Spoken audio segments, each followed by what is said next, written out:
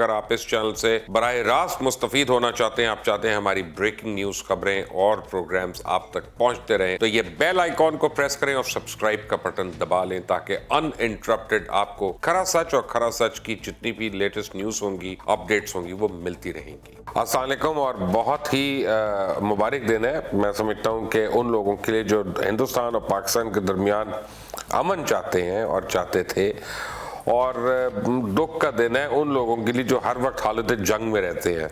नरेंद्र मोदी उनमें सर फहरिस्त हैं जिन्होंने बड़ी कोशिश की कि किसी तरह एक जंग शुरू करके पाकिस्तान के ऊपर इम्पोज करके वो अपनी जो गिरती हुई साख है इलेक्शंस के अंदर उसको बरकरार कर सके। लेकिन अब खुद हिंदुस्तानियों को समझ आ गई है कि नरेंद्र मोदी जो हैं, जो उनके इलेक्शंस के दावे थे कि जिस पर उन्होंने कहा कि मैं इकॉनमी को इम्प्रूव करूँगा, मैं ग्रोथ रेट को ज़्यादा करूँगा, मैं नौकरियाँ दूँगा, वो सब के सब धरे के धरे रह गए हैं। और उम्मीद की जा रही है कि उनके जो सियासी मुखालफीन हैं वो अब उनके ऊपर काफ़ी हावी होना शुरू हो गए हैं और इलेक्टोरल पोल्स में अब वो लगता है कि आगे हैं। लेकिन prime minister Imran Khan once again आज के दोबारा हीरो हैं और उन्होंने जो यूनिलैटरली एक फैसला किया कि भारतीय पायलट को जो कल पकड़ा गया था पाकिस्तान में, उसको उन्होंने रिलीज करने का कह दिया और कह दिया कि उसको कल हम रिलीज कर देंगे।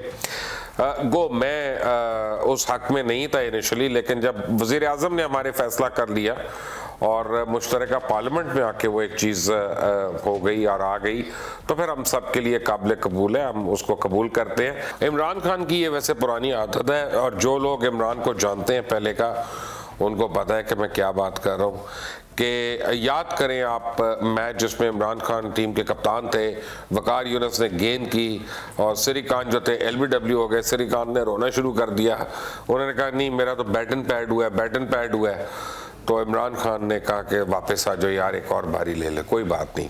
और क्रिकेट की हिस्ट्री में ऐसा वाकया पहले नहीं हुआ, क्योंकि उन्होंने कहा जाता है, उस कमेंटेटर ने कहा कि जी कैप्टन की कैपेसिटी नहीं है कि वो आउट हुए खिलाड़ी को दोबारा बुलाए, लेकिन बुलाया और अगली गेंद में वकार यूनुस ने उसको कॉट बिहाइंड कर दिया। सलीम यूसुफ ने, मुझे याद है, उनका कैच किया था और श्रीकांत आउट हो गए, शर्मिंदा होकर वापस गए। लेकिन आज कप्तान जो है उसके पास पूरी अथॉरिटी है।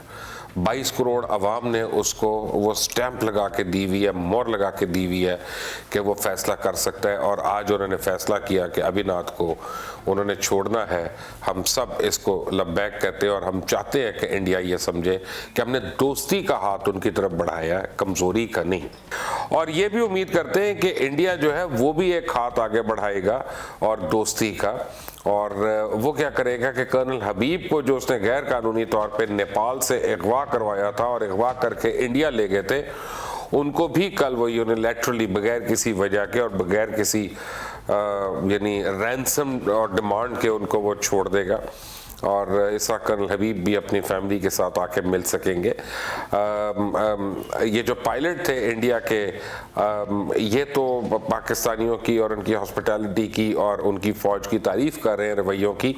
देखते हैं जब कर्नल हबीब आते हैं वहाँ से, तो वो हमें वहाँ पे क्या स्टोरीज बताते हैं या पता नहीं। हिंदुस्तान में भी इतना हौसला है कि नहीं है कि वो एक इनोसेंट और मासूम आदमी जिसको उन्होंने गैर कानूनी तौर पे अगवा किया उसको छोड़ दें। और दुख की बात यह है मोदी सरकार कि आप हमेशा जो है ना आर्टिस्ट बरादरी को, क्रिकेटर्स को, खिलाड़ियों को, कबड्डी वालों को, हॉकी वालों को, फुटबॉल वालों को, इनको इस्तेमाल करते हैं नफरत फैलाने के लिए। जबकि फनकार जो होता है, खिलाड़ी जो होता है, फन के जो गहवारे हैं या फन पारे जो हैं, ये तो अमन की निशानियां हैं और ये अमन फैलाने के लिए इस्तेमाल होते हैं। पूरी दुनिया में उनको इस्तेमाल किया जाता है टू प्रमोट पीस। अजीब इत्तेफाक है कि हिंदुस्तान जो है सबसे पहले अपने फनकारों को इस्तेमाल करता है नफरत के लिए, अपने मौसीकारों को, अपने गुलूकारों को, अपने खिलाड़ियों को, और उनके ऊपर प्रेशर डाल के रखा होता है। आपको प्रियंका चोपड़ा से जाकर पूछ रहा है या फलां से पूछ रहा है या फलां से कि आप बताएं कि क्या होना चाहिए दहशतगर्दों के साथ जो पाकिस्तान भारत माता के खिलाफ अगर इस तरह करें, तो उस गरीब को क्या पता कि पॉलिटिक्स क्या है क्या नहीं है। और अगर वो नहीं देता तो फिर ओमपुरी वाला हाल भी हो जाता है। अगर वो कोई जवाब उनकी मर्जी का नहीं देता तो उसको हाउंड करते हैं। और ये अर्नब गोस्वामी जैसे जो एंकर्स हैं इंडिया में, इनसे पीछा छुड़ाएं, ये आपको कभी सुकून नहीं करने देंगे। ये जो है इनको खुद तो होना कुछ नहीं है, जो भी इनके देखने वाले हैं मेरा ख्याल है वो जहनी मरीज ज़रूर हो जाते हैं। एंड ये 21st सेंचुरी है, ये जंगों से नहीं डायलॉग से इसमें गुजारे होने हैं। और जिसको ये बात समझ आ जाए वो आज का विक्टर है, और जिसको ये बात समझ नहीं आती उसके साथ दोबारा हम सिर्फ हमदर्दी कर सकते हैं।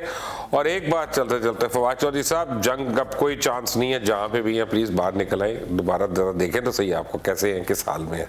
अल्लाह हाफिज़।